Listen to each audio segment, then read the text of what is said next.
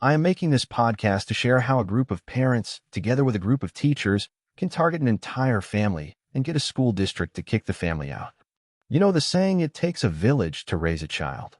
It also takes a village to abuse one.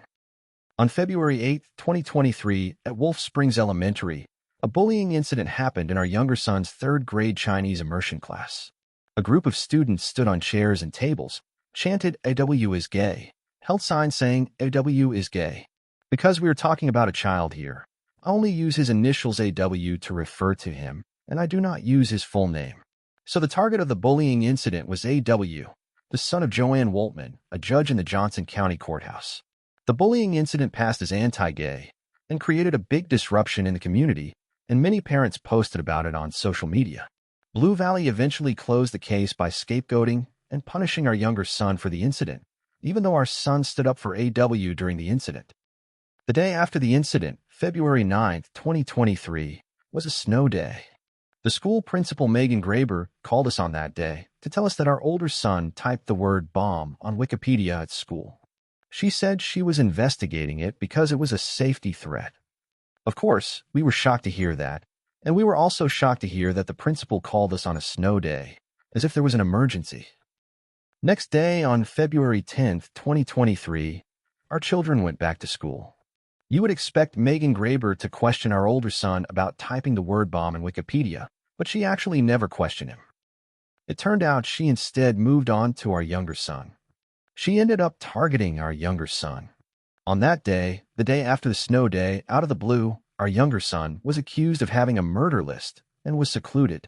He had no disciplinary record at the time, no suspensions, no detentions, and no history of behavior issues, no history of learning issues. But out of the blue, he was accused of having a murder list and was secluded.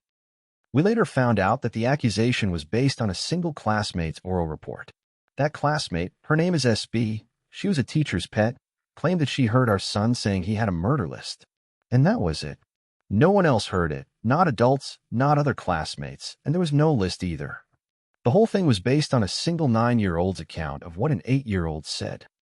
Our son was secluded right before lunchtime, which was around 1:10 p.m. He spent the rest of the day in the office of the school counselor, Peggy Saltz. Peggy Saltz and Megan Graber interrogated him without his mother, who was a teacher's aide at the same school, and she was in the building the whole time. But they did not notify her, they did not bring her in. His mother was finally brought to Peggy Saltz's office at around 3 p.m. That means Peggy Saltz and Megan Graber interrogated our 8-year-old son and fished for a confession from almost 1 p.m. till 3 p.m. for nearly 2 hours. And only when they realized they could not get what they wanted, they brought his mother in. Megan Graber told my wife that she would determine our son's consequences later, suggesting that his guilt had already been determined, but that she just needed more time to build a stronger case against him. But by then, Megan Graber and the school resource officer had already mutually agreed that there was absolutely no threat on that day, and they agreed that our son did not even know where murder list was, and he could go back to the classroom. Later, we found out that our younger son's ELA teacher, Kristen Kellerman, had told Kathleen Baker, her sister-in-law, during a family function that our older son was making bombs and our younger son was going to shoot up the school. Kathleen Baker reported this information to the police, and it was the ensuing police investigation that led to our younger son's seclusion on February 10, 2023. On Sunday, February 12, 2023, 2 days after our younger son was accused of having a murder list and secluded, Megan Graber sent the first of a series of emails to all parents of children in the school claiming that a third-grade student had compiled a murder list, and that a threat of this nature is very concerning. She also stated, as a part of the investigation, I have been talking to third-grade students and parents who may have information based on something their child saw or heard. If I have not already spoken with you, and you have first-hand information that would be helpful, please email me as soon as possible. This is an elementary school. Kids do not spend a second without adult supervision. As the school principal, Megan Graber is in charge of the building. She is in charge of all the adults at school and of all the children at school. And yet, she is still relying on parents to obtain information about something that happened at school. What did she expect the parents to tell her? This is exactly the opposite of what they say about threat situations now. Now they say report, don't repost. By making announcements like that, she basically reposts. She, as the principal, herself circulates second-hand, third-hand rumors, at best secondhand rumors, about a threat situation at school. And this kind of rumors are so common, and they're almost always hoaxes. On top of all that, on the same day as the announcement on a Sunday, the mother of a classmate went to the police station with her daughter, saying that her daughter had not been adequately interviewed by the principal. The mother is called Brittany Jacobson, and her daughter is SJ, who, like SB, was a teacher's pet. At the police station, Brittany Jacobson filed a police report alleging that her daughter did not want our younger son to be at school because she did not feel safe when he was around.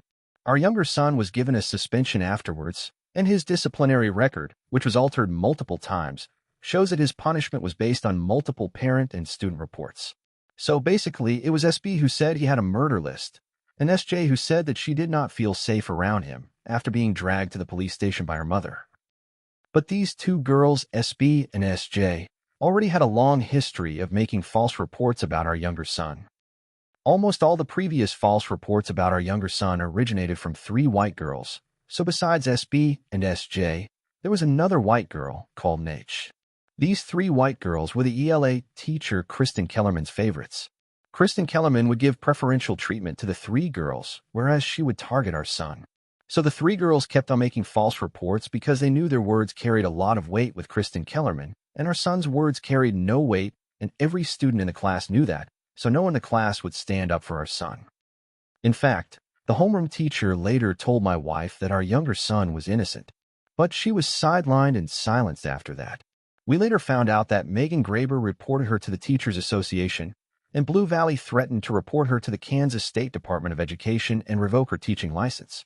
She actually left Blue Valley after that school year, and we found out that she got a teaching position in a school in Missouri.